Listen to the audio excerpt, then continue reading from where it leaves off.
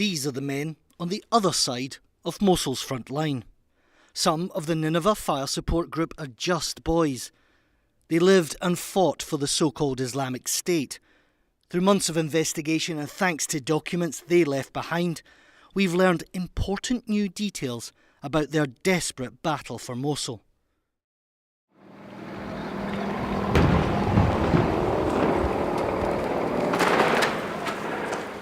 We joined Iraqi forces on the day that the fighters of the Fire Support Group met their end.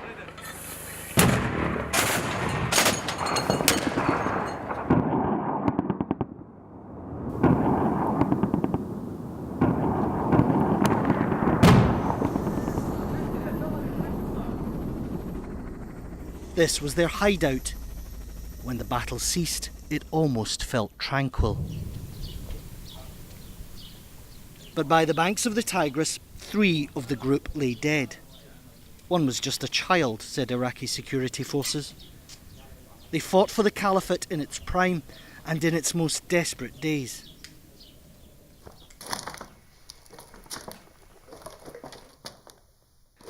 In their sleeping quarters, they were careless.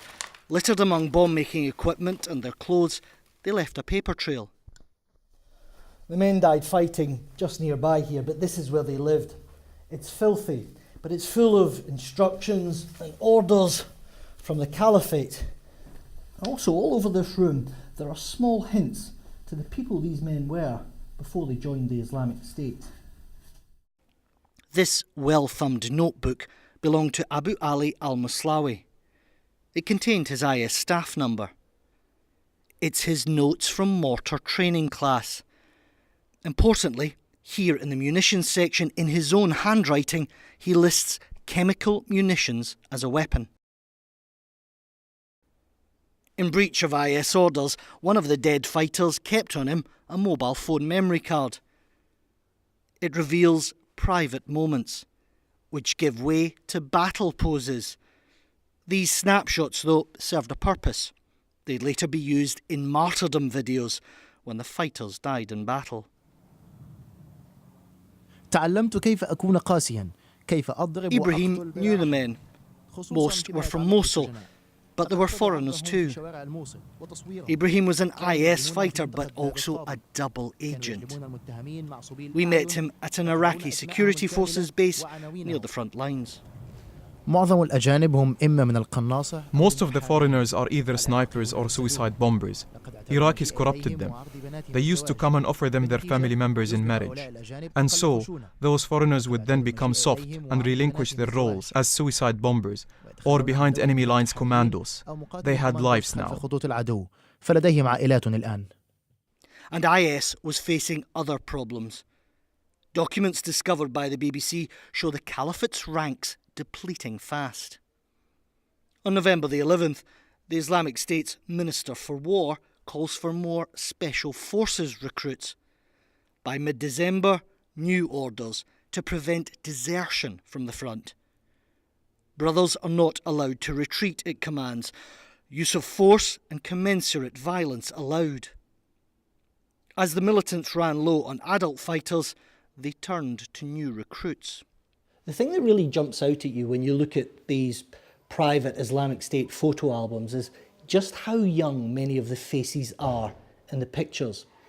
And intelligence officers here at Mosul say that this has been a striking aspect of the Islamic State's defence of this city. That not only have they used foreign fighters, and not only did they convert locals, but they created a brand new army of child fighters who are willing to sacrifice their lives for the caliphate. As the Nineveh Fire Support Group moved through Mosul, they left a bloody wake. And things would get darker still. As Iraqi forces closed in and Mosul turned against them, IS sacrificed the city. In January, they set the university alight. The Islamic State has no love for Mosul, for its institutions, or for its people. The lie at the very heart of the caliphate is that these are men of faith. They're not. They're men of war, they're men of destruction.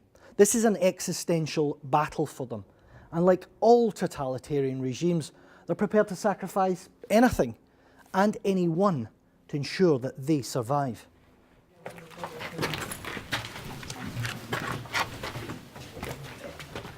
As their fighters faltered, their caliphate has begun to shrink and collapse. Mosul has still not escaped the darkness brought by the Nineveh Fire Support Group, but as IS retreats, the trail of crimes that they and others committed is slowly being brought to light. Quentin Somerville, BBC News, Mosul.